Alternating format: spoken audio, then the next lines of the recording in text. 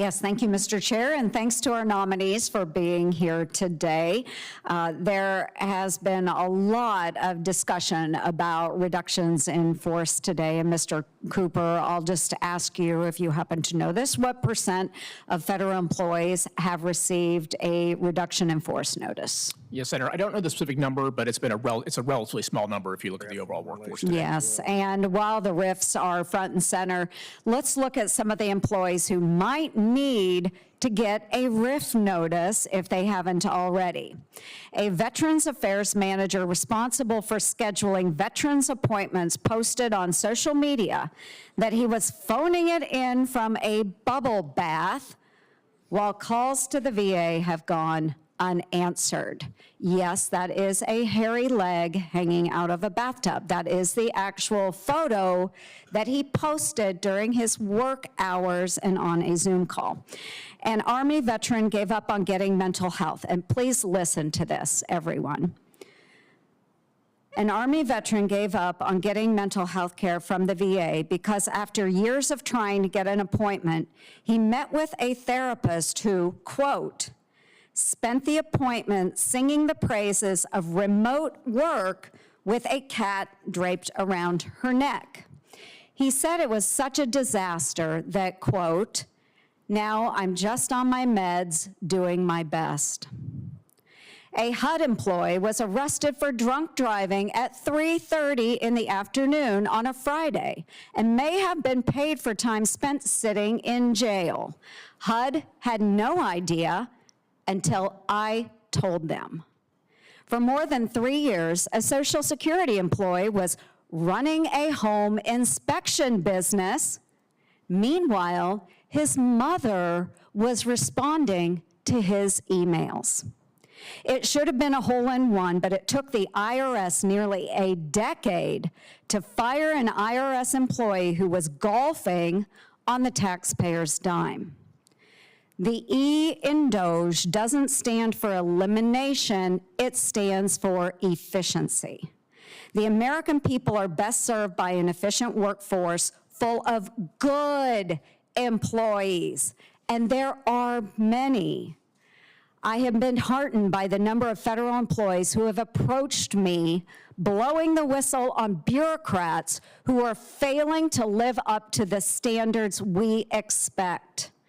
There are so many more unnamed federal employees like the current acting administrator of the Social Security Administration, Mr. Dudek, who know veterans and taxpayers deserve better than bubble bath bureaucrats and self-interested therapists. Mr. Dudek demonstrated his commitment to stopping fraud and improper payments and was rewarded with a big promotion.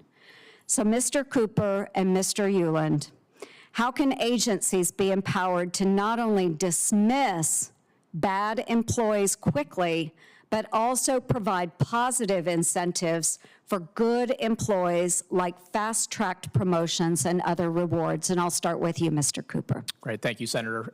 We talked about this a little bit in your office, so I'm happy to return to it. Yes, look, one of the things that we would like to do if I had the opportunity to lead OPM is completely relook at the entire talent management process. One of the most critical ones, as you mentioned, is the overall performance review and promotion process. And so it's very clear from my perspective that we want a high-performing, high-accountability organization. I mentioned this in my opening statement, but we should not have a situation where 69% of the workforce is ranked above average. That just kind of defies logic in many respects. So one of the things that I think OPM should do is do a complete review of that, figure out ways in which we can have a system that, again, rewards innovation, rewards good work, but also one in which if we have individuals who unfortunately are not able to perform their functions, managers need the ability to remove those people in a timely manner from their organization. No, and thank you. I will assume your confirmation and say that I look forward to working with you on that. Thank you, Mr. Euland. Thank you, Senator. And just very quickly, that's what President Trump expects out of us. To take a look at the rules of the road for the federal workforce, find ways to innovate, create, and ultimately set new norms about high performance and the accountability that comes along with the opportunity and the privilege of federal service. We are all at-will employees. You are at will of the electorate. Everybody behind you, I've served my entire life up here in other roles in the private sector as an at-will employee. It's invigorating, It's exciting. You learn what the expectations are, and you work hard with a high-performing team to deliver results. I'm excited about the president's charge here to rethink, reimagine, and renew for the federal workforce here in the 21st century, and that's my commitment to this committee. Yes, and I thank you both, and I know that my time has expired. We don't have other members here, so I'm just going to make one final point. Thank you, Mr. Chair. Thank you. So just a final point, because I know I had a colleague the other day that spent 25 hours talking about the federal government on the floor of the Senate. And part of what he said really bothered me, because there were insinuations that there would be cuts to the Social Security Administration, and people wouldn't see delivery and you know, all of this talk. It was talk. But what I wanted to do was stand up on the floor and say, and I know from personal experience, again, because I had to take issue with this, the Social Security Administrative Office in Northwest Iowa had been closed, and the workers were doing remote work for 4 years. COVID? I think not, folks. We're beyond that. 4 years, constituents came to me complaining because they couldn't get their calls returned, they couldn't get emails returned, and they couldn't go to the office and see anyone. These are people seeking disability services. These are elderly. These are people that have lost their spouses and need assistance with Social Security, and they couldn't get their phone calls returned, emails returned, and they couldn't see someone in person.